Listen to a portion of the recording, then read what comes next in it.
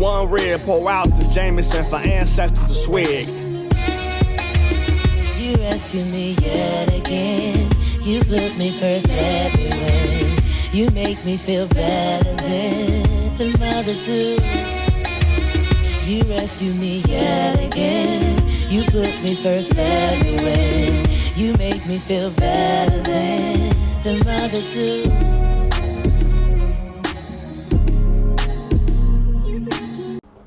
Thanks for tuning to the Black Fathers Initiative of Cleveland. Really appreciate the love. Make sure you guys click the link in the bio, like, subscribe.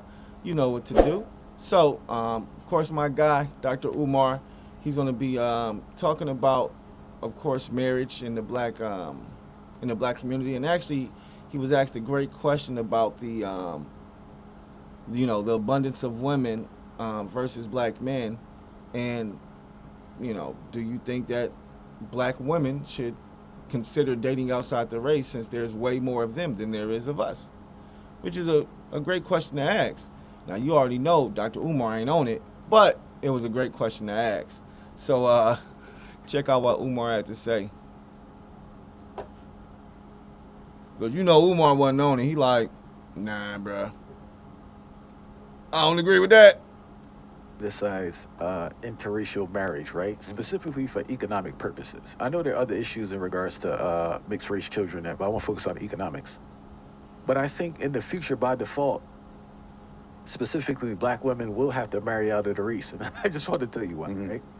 Based on the numbers, I'm pretty sure it starts off kind of even and around 18. It starts to decline, and around 30, it gets out of hand where we're at, say, 7 to 10, 6 to 10. But when you factor in unemployed, homosexuals, people who stay at home, we could argue it's probably 4 to 10. So with those type of numbers, Plus incarceration. So with those type of numbers, don't you think it's reality for women eventually to look to other races for men, even if you don't condone it? But it just seems like a realistic approach because there's just not enough men. And I want to go against I know you're going to mention polygamy, right? But the only reason with polygamy, due to the income of a lot of black men, I don't know if there'll be enough black men making enough to take care of numerous women, unless you redefine polygamy where the women are taking care of the men. And so weird way, but I want to hear what you have. Good question. Okay, well, before he goes into that, I'm gonna talk about polygamy right quick, because I was under the same impression as this guy here that polygamy was a financial thing. It's about generational wealth and building generational wealth with multiple people, in so many words. But no, today people are definitely practicing polygamy, okay? But they're definitely not practicing it like that, okay? Pretty much people are, there are men out here with 2-3 girlfriends, and the girlfriends all know about each other, and they all kicking it. But there's nothing about finances in the picture at all. All they're doing is kicking it and having fun and probably having sex with each other. That's it. So what I'm saying is, you can be polygamous without having the financial security and support that, we would think polygamy is based off of. That financial support, that financial, because I personally, when I really first heard about polygamy, it was from a brother named Brother Polite. And I believe at this time he might have 4 or 5 sister wives. Now, of course, polygamy is illegal in this country, or marrying more than one wife is illegal in this country. So polygamy, it can never be nothing on paper stating that you have more than a certain amount of wives, or it's illegal.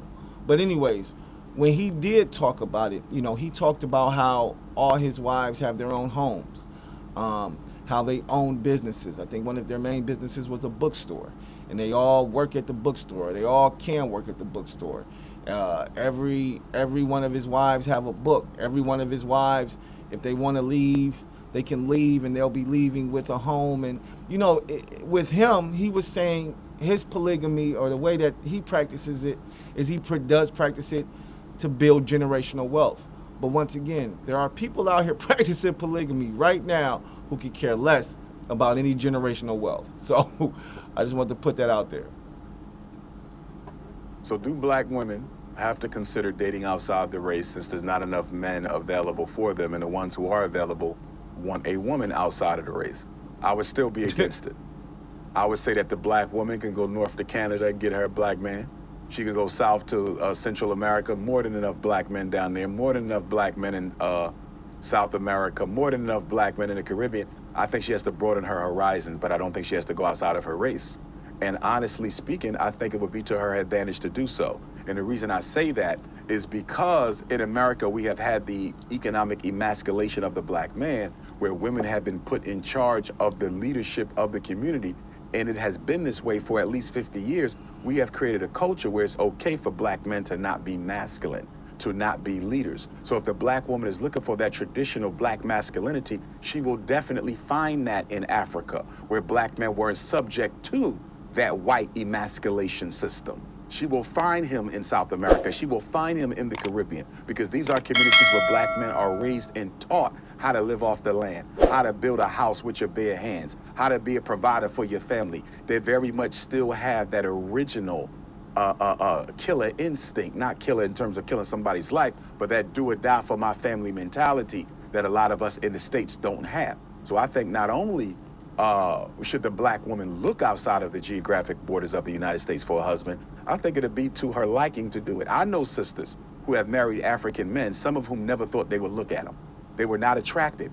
And they said, when I gave myself a chance, I actually liked him more than the brothers because he was so much willing to be everything I wanted in a man. I'm not downplaying the brothers in the States, because we do have alphas and we do have brothers who still imbue that black masculine spirit.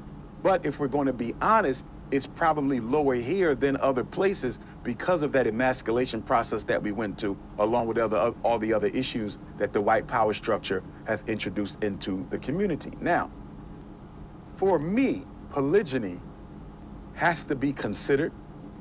It doesn't have to be wholesale for everyone, and it doesn't have to last eternally.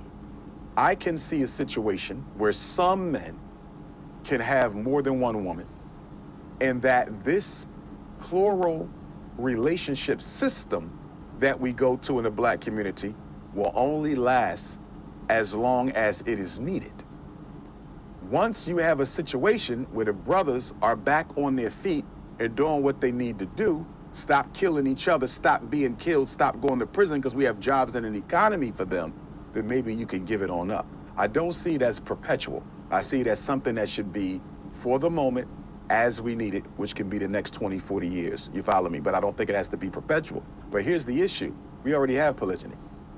Very few men, whether they in Africa, whether they here, whether they black, white, or yellow, but of course we're talking about ourselves, there's very few men who don't have more than one woman. You follow me? Monogamy is a myth. It doesn't exist anyway. The problem is most men are not being honest with their women, letting them know you're not my only one. So it keeps this idea, this Cinderella idea in the black woman's mind that I can have a man all to myself. Now, in theory, that's good, but you have to look at your circumstances. I'm not saying a woman should want to share her man. I would never want to share my wife. But when you look at the community and what is in the best interest of black people, when you look at all these children without fathers, when you look at these women who are on the lower end of the social economic ladder with 7 or 8 kids that they can barely raise, how do you not consider putting an able-bodied married man in that house to stabilize that system and provide nurture for those children? If we care about the future of black children, if we truly care about the future of black children, how do we not address the fact that 70% of them are being raised by single mothers? Facts. And that's why I rock with Umar, because he keep it 100, and he get, he I don't care what people say about him, about his school, none of that stuff, man. I don't care, because the knowledge that he drops and he gives to the black community is valuable, very valuable, and what he said is right. And I mean, there's a lot, like he said, there's a lot of men out here with more than one woman and just isn't telling them because, he doesn't want to hurt the woman that he's with.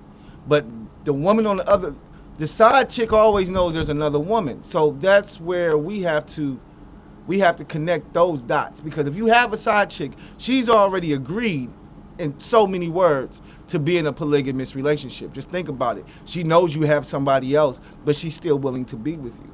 So now what you have to do is either find another woman like her, another side chick type chick, or you can go to your main chick and say, listen, this is what I got going on. This is what we doing over here. I want to bring this together so we can all work together and do things together. She can help you with this. She can help you with that. You can help her with this. You can help her with that. I'll help you all with this. I'll take care of that. And we can all work as a community and try to build something together. Yeah, I know that sounds crazy. It totally sounds crazy.